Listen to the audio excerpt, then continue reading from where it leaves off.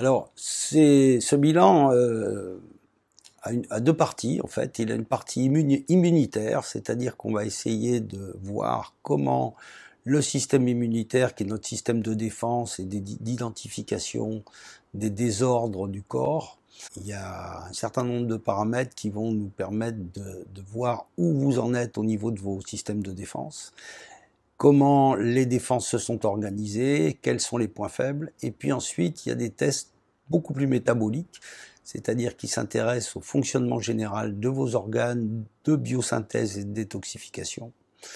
Et à ce moment-là, on va voir quels sont les niveaux qui sont ou en déficit ou au contraire en suractivité pathologique.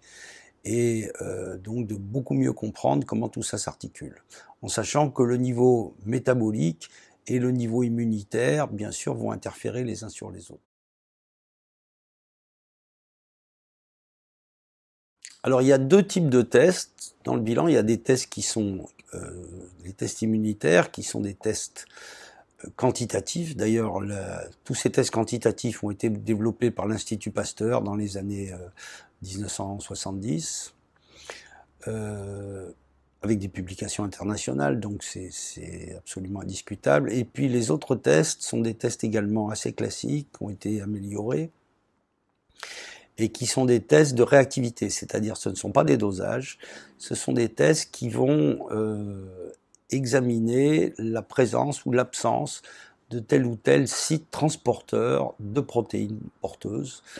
Ce sont des tests révélateurs de sites sur les protéines porteuses et donc d'activation ou non de telle ou telle voie métabolique. Alors ça a été très bien étudié par différents auteurs. Personnellement, nous nous appuyons beaucoup sur la matière médicale.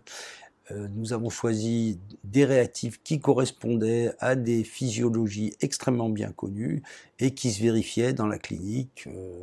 Donc je peux dire que tous les jours, si les tests divergent, j'ai qu'à interroger mes patients et mes patients me confirment que par leurs symptômes cliniques, ça correspond à des physiologies tout à fait identifiées.